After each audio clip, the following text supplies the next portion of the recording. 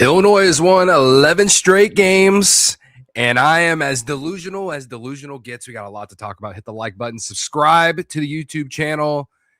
Let's go.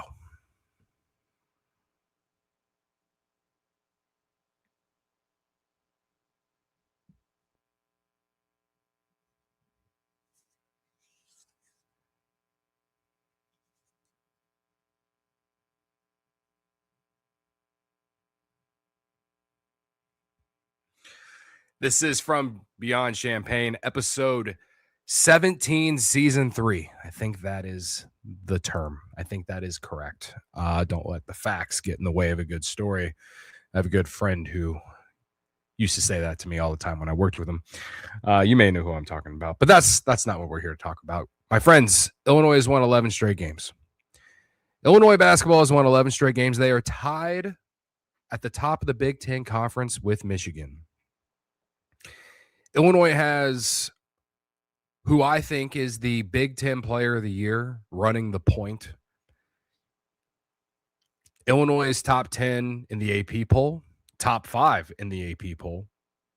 They're top 10 in the net, and I can bring up KenPom, but last time I checked, they're top 10 in KenPom as well. This team, I cannot emphasize this enough. This team bangs. This team bangs, Bran. This team bangs. I am, just when I feel like I've seen the peak of this team, they do something else that surprises me and impresses me. Now, if they had beat Purdue and Nebraska with Kylan Boswell, I mean, I'd probably still feel the same. I'd probably feel a lot better about, a Final Four appearance or something like that. You can listen to 2 episodes ago. I did not think that this stretch was going to be very good for Illinois without Kylan Boswell. The fact that they have gone on the road in the last, 8 days and won 2 top 10 games is unheard of.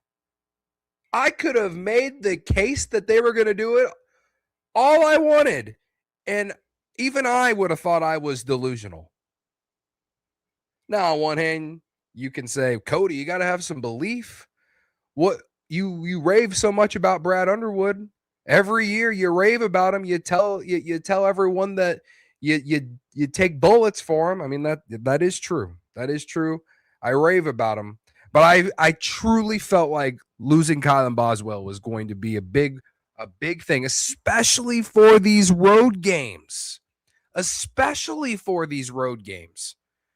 But it hasn't mattered. Illinois gets down, 8-2 early at Purdue? Doesn't matter. Keaton Wagler has a historic day, a game that we'll talk about for years to come. Illinois wins at Purdue at Mackey Arena.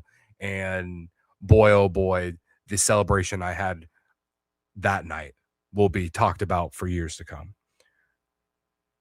Yesterday, Illinois goes to 20-1 Nebraska, a team tied atop the Big Ten.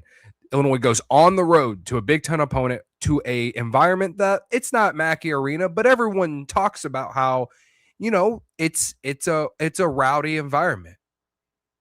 Illinois has got 10 straight wins on the line, the winning streak on the line. You still know Kylan Boswell. Nebraska gets out to a 9-4 start. Doesn't matter. This team doesn't fold. This team doesn't fold. Ever. And I feel like outside of that first minute and a half or so, and the final 2 minutes of the first half, Illinois dominated this game. To beat Purdue, they needed they needed Keaton, every point from Keaton Wagler, right?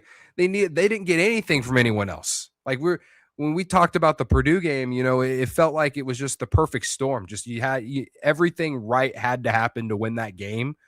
and you had the historic day from Wagler, and Jake Davis had hit some shots, and Mirkovic had a great game, but you got like nothing from everyone else for a majority of that game. In this game, Keaton Wagler went 2 of 9 in the first half, and Nebraska hit 11 first half threes, and you go into halftime only down 6.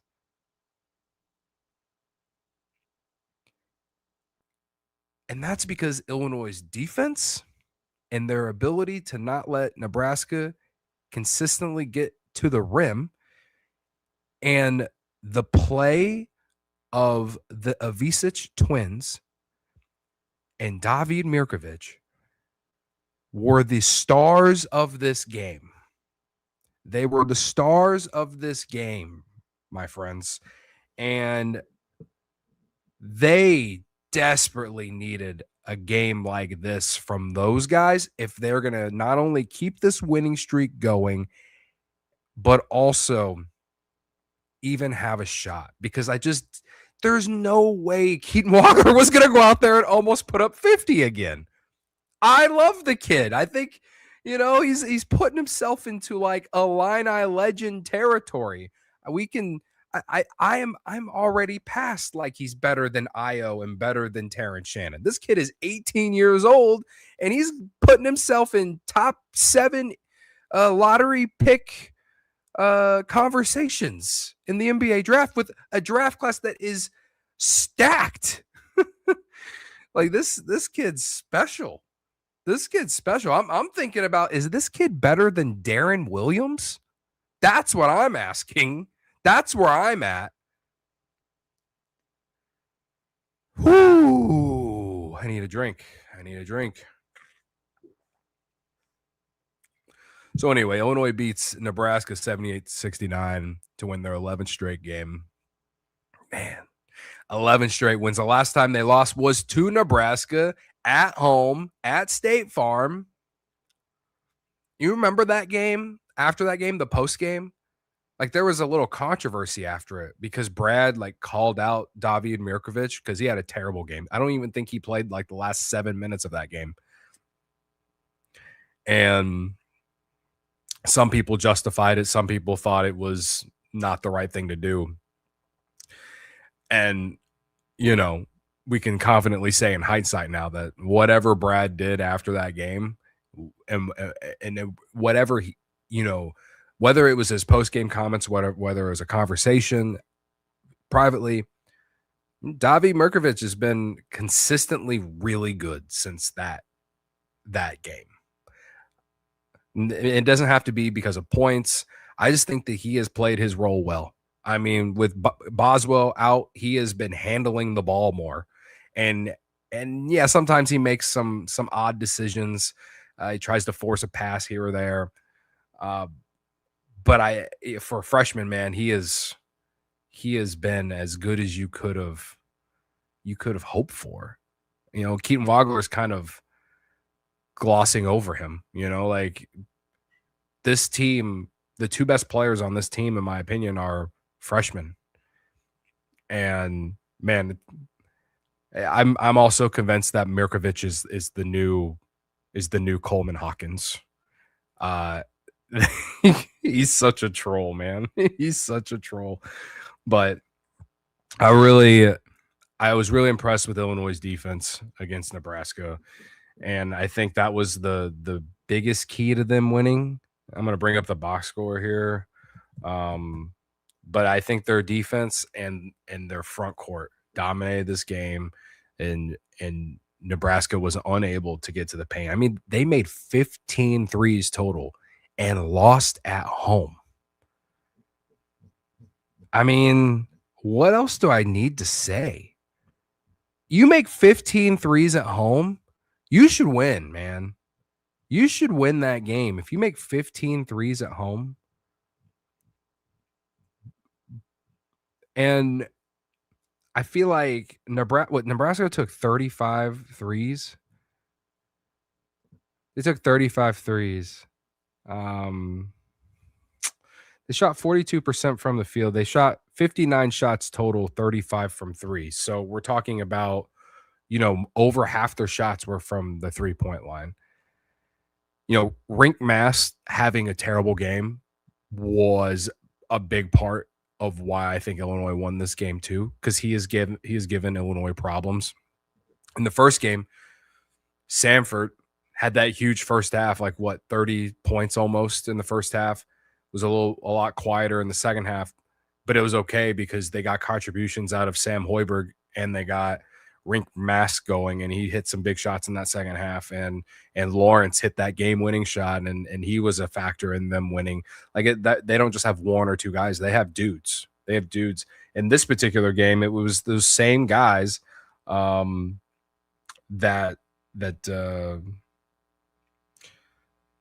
produced for them, but also Frager. Yeah, Frager. He ended up having 20 points, right?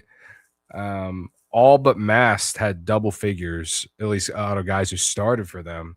Mast went 2 of 10 from the field, 0 of 3 from three. He only went to the free throw line once.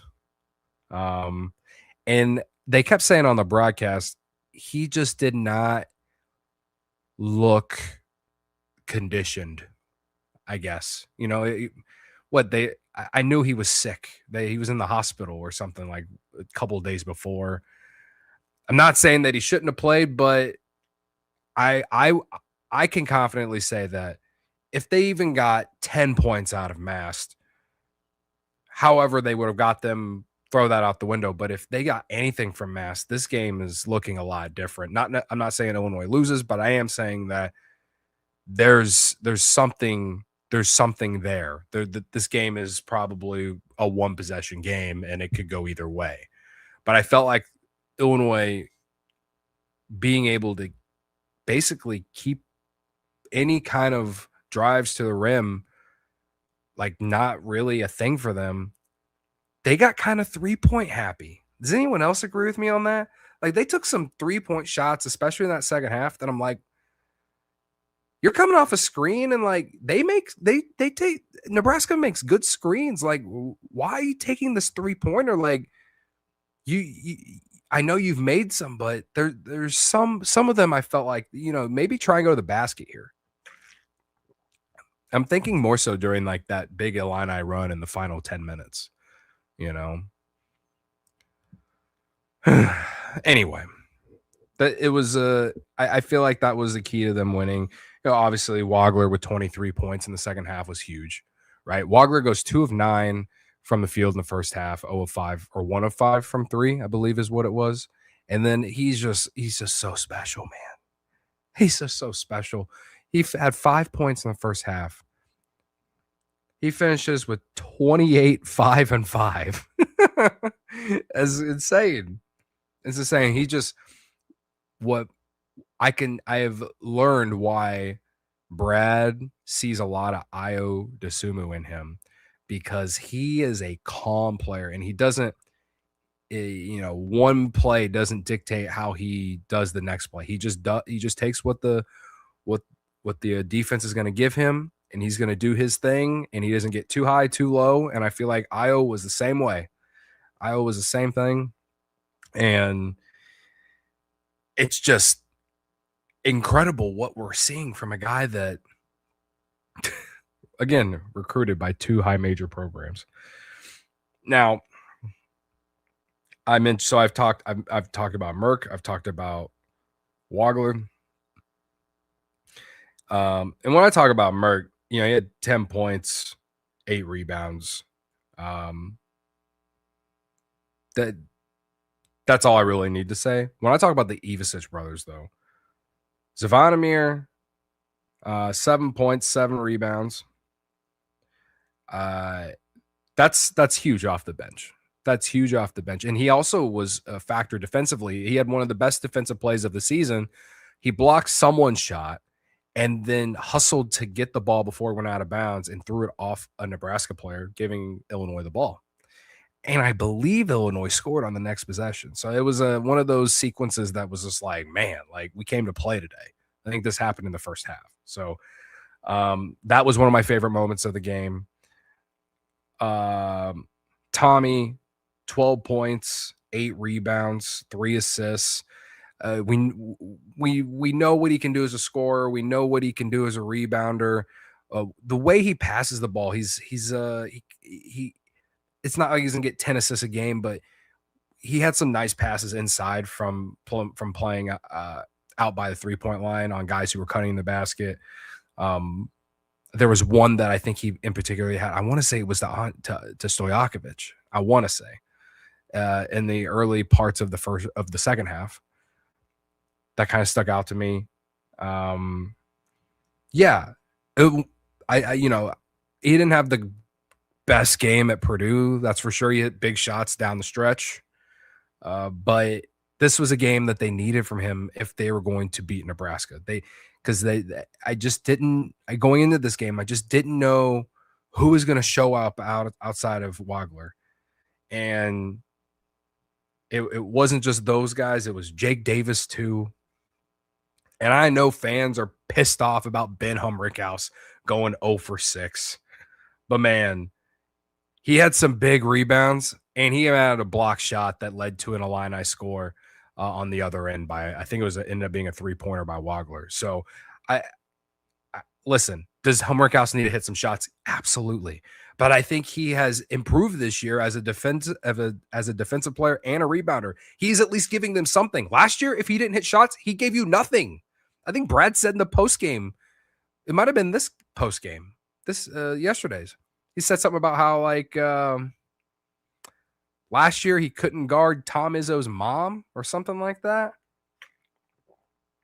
Or maybe that was after the Purdue game. I don't remember. I'm pretty sure he was talking about Humrickhouse, which is just a funny quote because Brad being Brad it warms my heart. It warms my heart. Anyway, hello to a few of you in the chat. Robert German, hello. Nice to see you. Lazy Force Gump, nice to see you. If you are just joining, hit the like button, subscribe. Trying to get to 1,000 subscribers, about 50 away. So help us out. Now, as far as where we're at now, Illinois now, after this game, they are the number one offensive. They have the number one offensive rating in the country. They're number 4 in offensive rebounding. They shoot 35.6% from 3, and they have a low turnover rate, which is top 25 in the country. That's a recipe to win, man. That's a recipe to win. And I think in years past, Brown Underwood's teams have struggled with turnovers. Last year we talked a ton about, how they shot too many threes for a team that couldn't make threes. And they're still, I still think they're taking the same amount of threes. I don't know what their 3-point rate is this year, but yeah, they're making threes. Like, it's different when you make them, right? Jake Davis. People I was doing a TikTok live after last night, probably 5 hours after the game. If you don't follow me on TikTok, it's just Cody.Cubs. I do most of my Cubs content there, but I also post my Illini videos on there as well. But anyway, the point is I was doing a TikTok live, and a lot of people were coming into the chat asking me, is this team better without Kylan Boswell? And I'm just like, no, no, I still don't believe that. I know they won these 2 games, but no, they're going to need Kylan Boswell in March, man. His defense means so much. That said, the reason that they have been able to survive without him is Jake motherfucking Davis. Jake Davis, the kid from Mercer, the transfer from Mercer. This guy's, I can say the same things of what I said about Ben Humrickhouse, I can say about Jake Davis. I think Jake Davis is most improved because I think he's improved as a defender. I think he is a glue guy. I think he does all the stuff you don't see in the stat sheet. He hustles. He gets active on the offensive boards, and above all that, he is still continuing to hit threes and hitting them when Illinois needs them. There was a sequence in that beginning of the second half. I think it was 42-35, and I felt like Illinois was already early on in the second half was already a little bit on the ropes there. Nebraska had a shot to potentially get that game to closer to double digits that next possession if Illinois didn't score. And the way Illinois moved the ball in that possession, and the ball ended up in Jake Davis's hands right before the shot clock, I believe.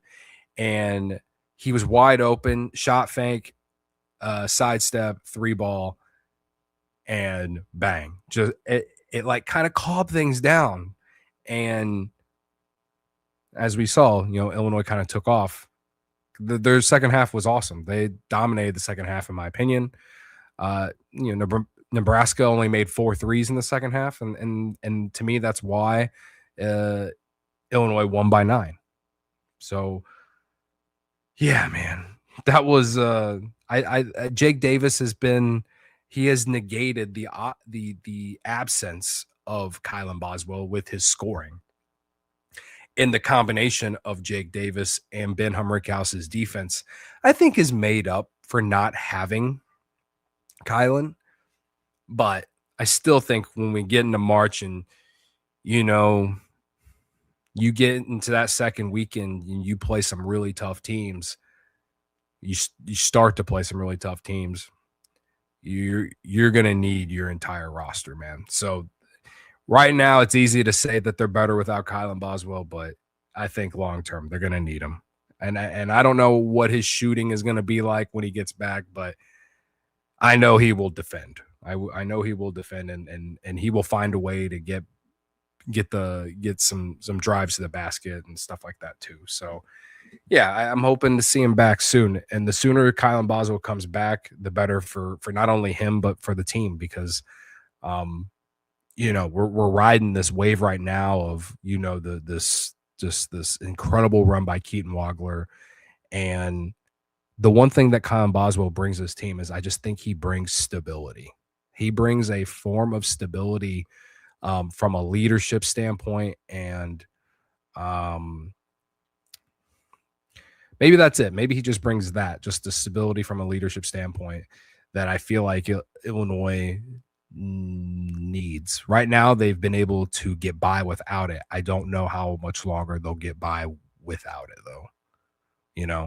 And I'm saying that when they've won 11 in a row and they've beat Purdue and Nebraska the last week, I get it. It sounds like I'm nitpicking or whatever, but I'm honestly, I'm just thinking about long term.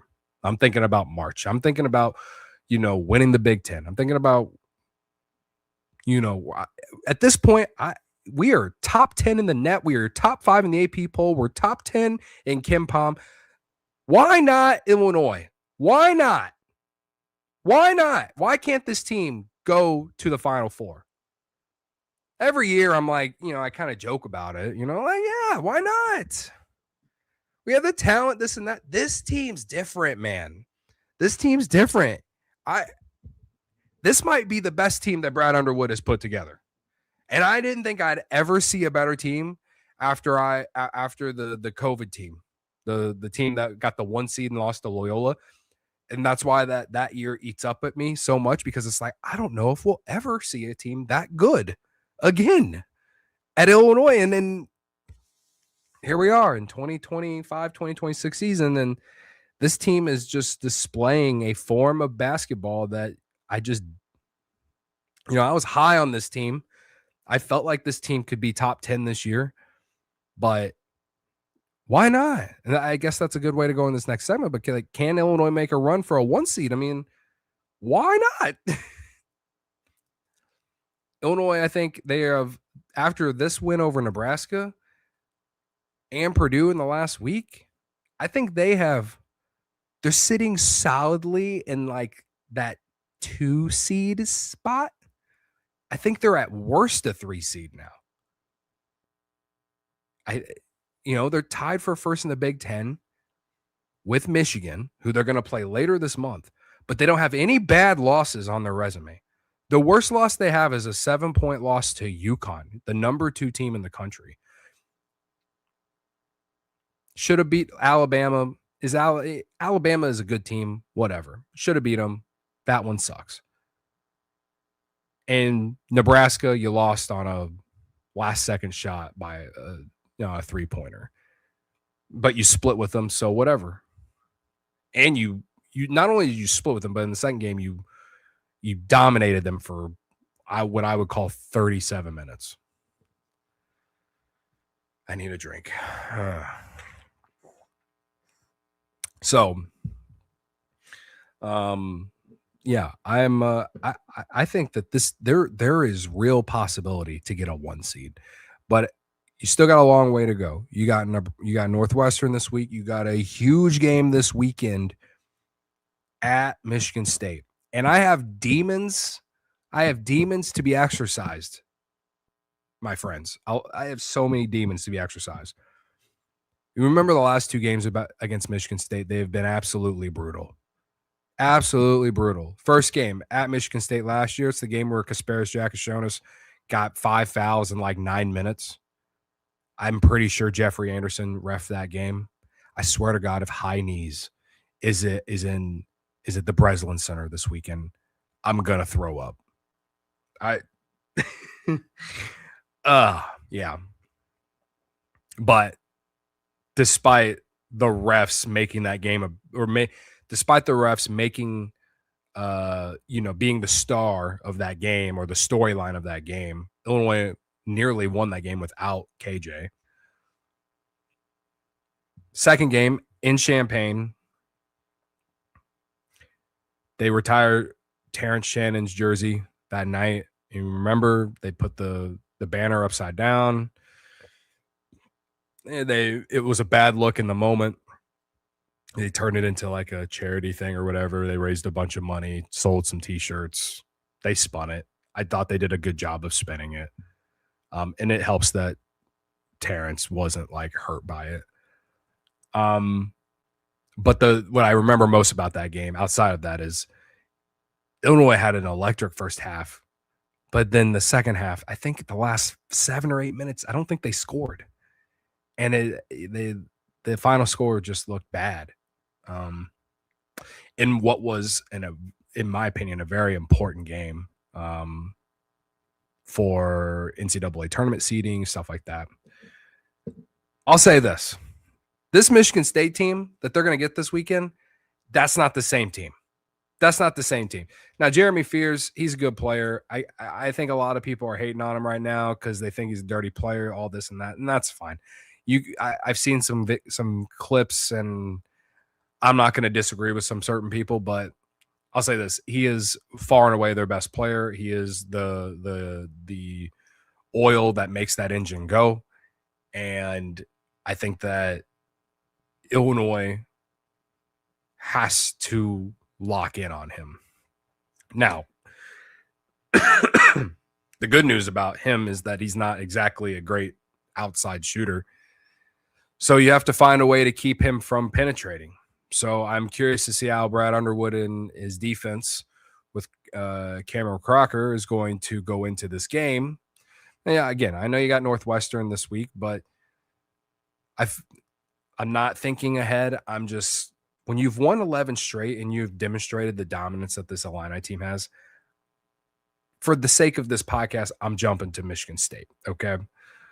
So I am, will they play similar defense like they did at Nebraska, where they kind of just force everyone to take outside shots? After watching that Michigan State game, it was kind of like, wow, like this Michigan State team has there's no reason that anyone should have ever believed that Michigan State could beat that team. I think Michigan much better. They had more depth. They had a better offense. And even though Michigan State was in many ways more gritty and they played great defense, I think they're the number 1 defensive rating in college basketball. Despite all that, you still have to score the basketball to win games. And I feel like with Michigan State's bigs going up against Illinois' bigs, like they're physical. I'll give them that. They're bigger than the bigs that Nebraska had. So that will be those will be interesting matchups to watch. But I look at that Michigan State roster and I come away thinking Illinois should go to the Breslin Center and blow them out. That's what I think. Because I think Illinois is as good, if not better, than Michigan. And Michigan just went in there and kind of just dominated them for a half, then like played with their food for 15 minutes, and then they closed the game out. I feel like Illinois should roll at Michigan State next Saturday or Sunday, whatever day it is. But I understand how hard it is to go to Michigan State and win. I definitely understand that. So it'll be a good game. I'm looking forward to watching it. It's going to be these are the games we dream about, man. These are not dream about, but like we when before 2019, when we all were just like, man, we're a bubble team and like we couldn't recruit and all these things, like these games, the Purdue game, the Nebraska game, and this game this coming Saturday against Michigan State. These are the games that during the 2010s we would think about and we're like, man, when can Illinois be like, when can we feel like this going into a matchup like this? These three games, Purdue, Nebraska, and Michigan State, they have just felt so important. And it's one reason why I love college basketball, because when we're talking about regular season games here,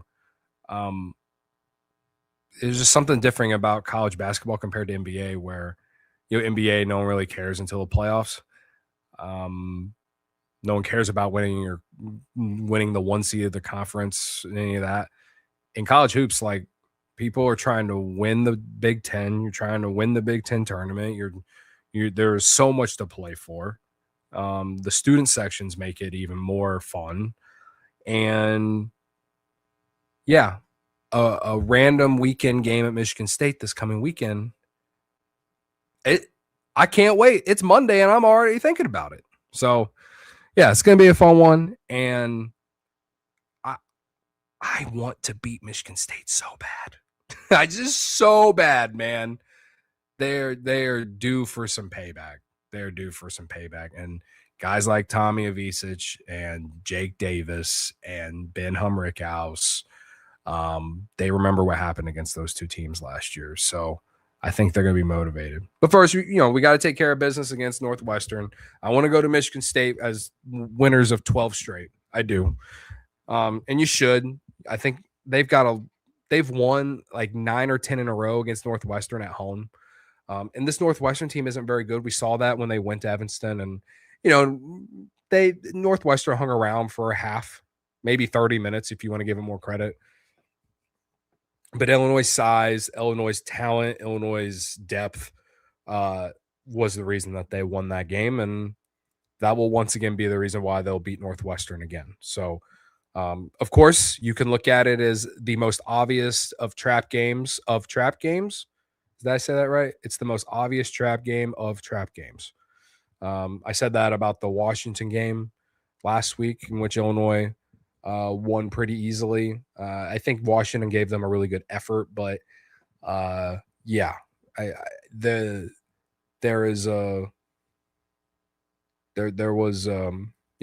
got the job done.